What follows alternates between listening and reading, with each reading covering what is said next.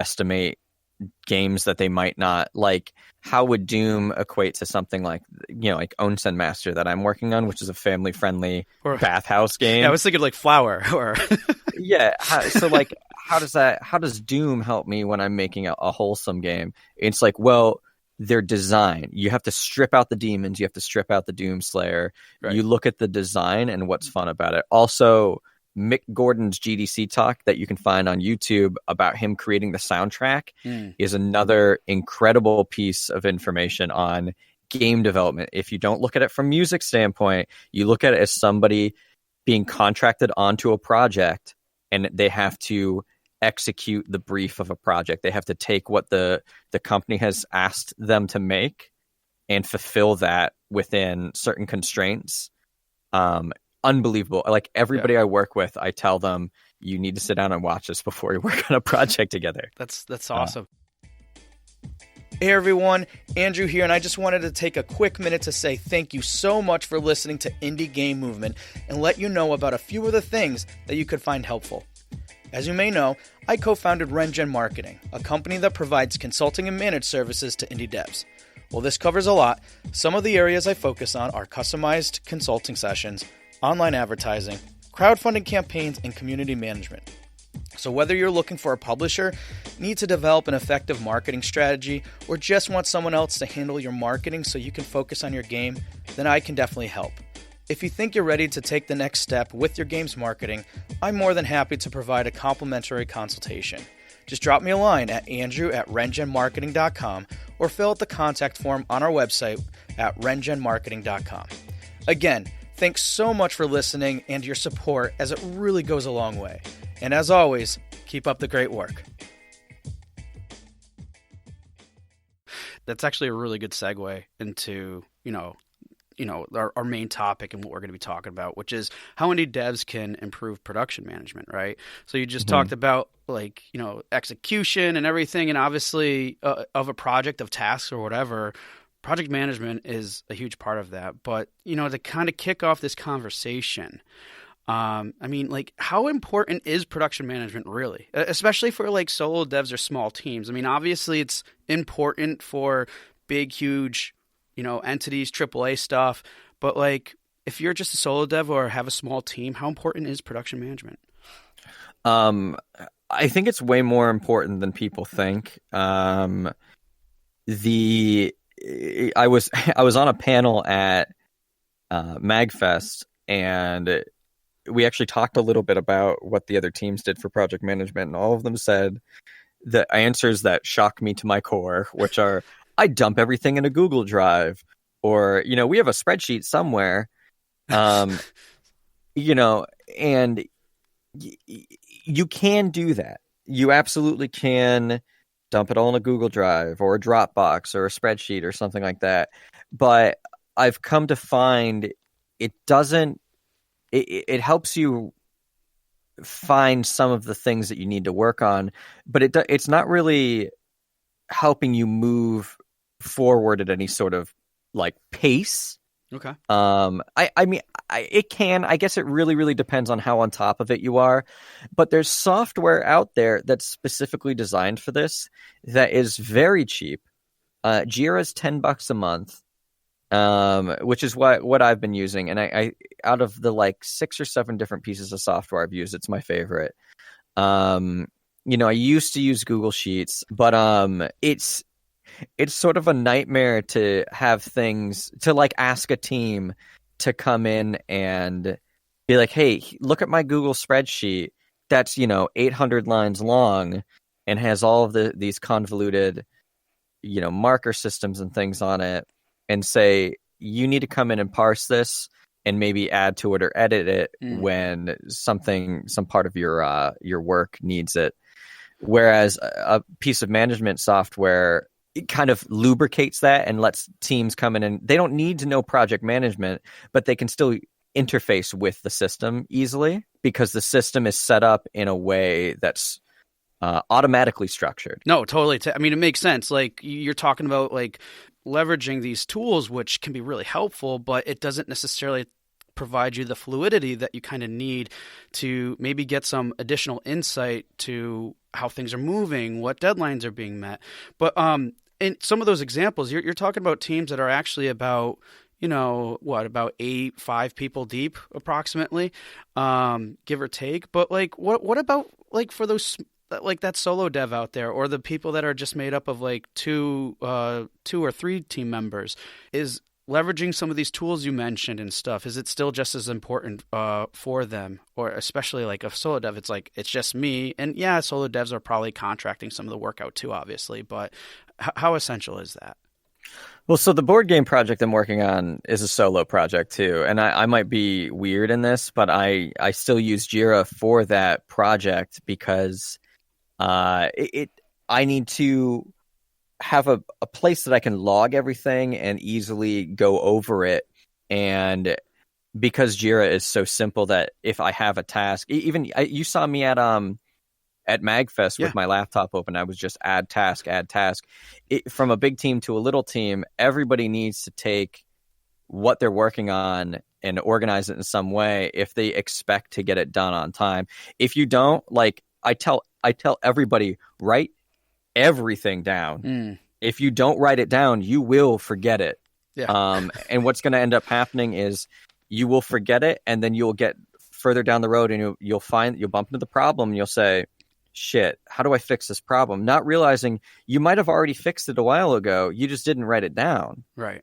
Exactly. So the nice thing about Jira is it gives you a repository, and other project management softwares too, not just Jira. Jira is just the one that I found works best for me and my teams. You can just plug it in. You type it into the product backlog, which is the product backlog is just a list of things that need to get done on the project.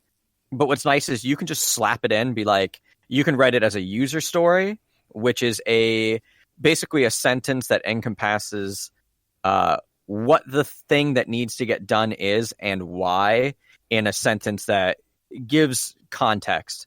So a user story, and these are so confusing to get used to if you're trying to do like legit project management for like a bigger company. But a user story might be, as a player, I want to be able to jump so that I can navigate obstacles in the game world. Okay. And you would take that user story and you'd break it down. You can do things from that level. So and let me make sure I'm understanding this correctly, and so that other people are as well. So the user story, the example you provided, hey, I want to be able to jump like this, a certain way, etc. And then from that, you start breaking down tasks that can achieve what that user is looking to accomplish in that particular, let's call it mini project or whatever, that's just focusing on the jumping aspect. And then you can obviously duplicate that same concept or system through any type of task, whether it's firing a weapon, the speed they're traveling at, etc. Correct? Correct. A user story is sort of like the top end of a bigger issue that needs to be broken out into tasks. Yep.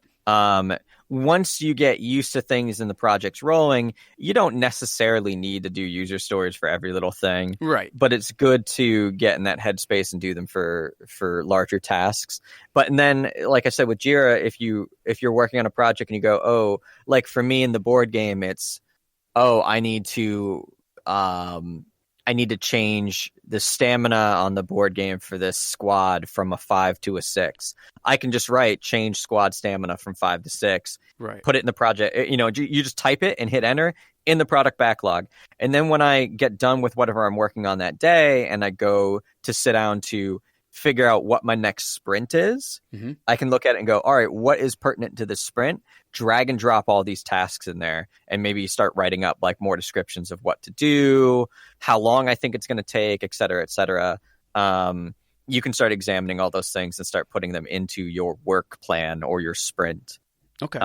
But for a solo dev, to get back to that, it's still very, very important for that organizational thing. Cause like I said, you don't write it down, you're probably going to forget. Right. Yeah, no, totally. It makes complete sense there. And I mean, I could see that as being kind of a challenge that people face, is like, working on so much and forgetting. And obviously, tools or even just simply writing it down, documenting it somewhere is a good way to address that. But like, what are other like challenges you think that people trying to take on production management, challenges that they face, and what are ways people can adapt? And to give you some quick context, and then I'll repeat the question for you. I understand sometimes, especially with, you talked a lot about, Jira and other programs that people can use that works best with them, but sometimes adapting to whether it's time tracking, whether it's using the actual program can be a challenge in itself.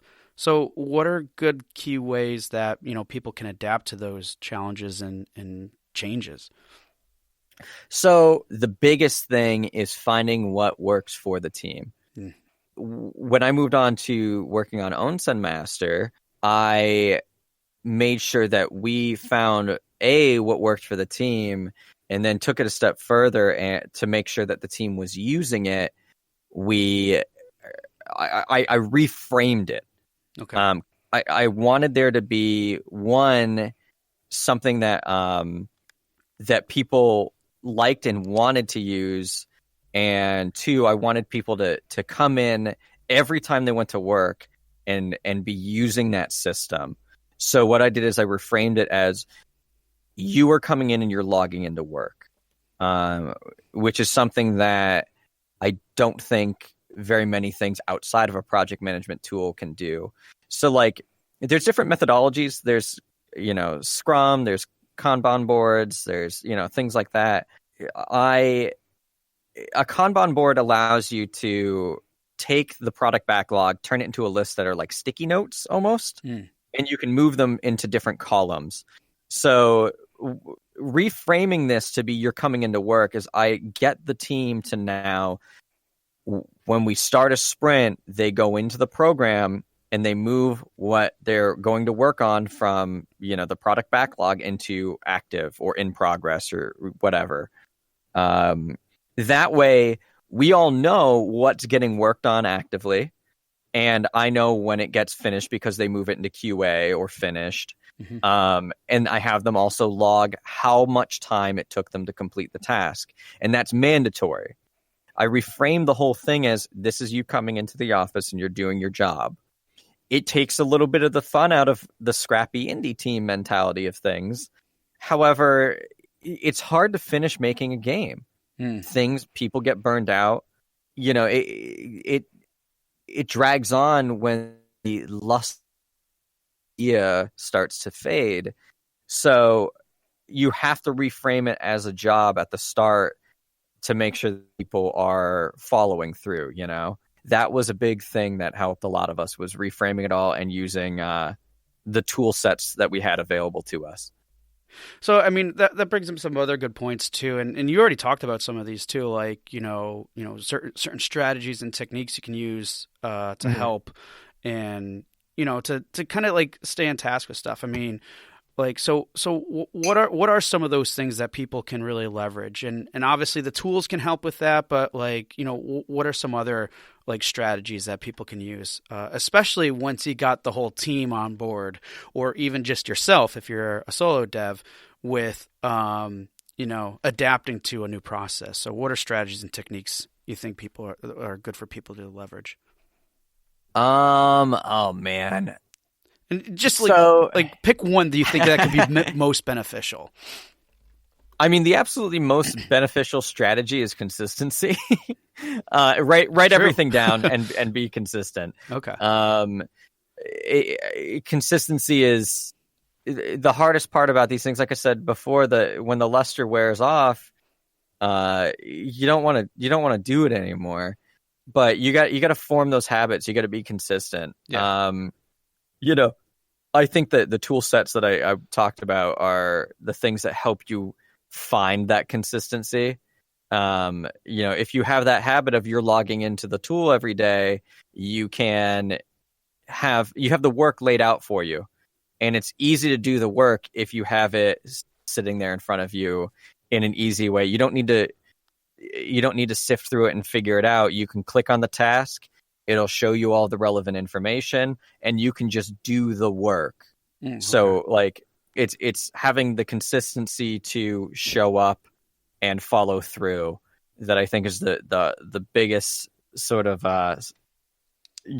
discipline and skill to develop in this.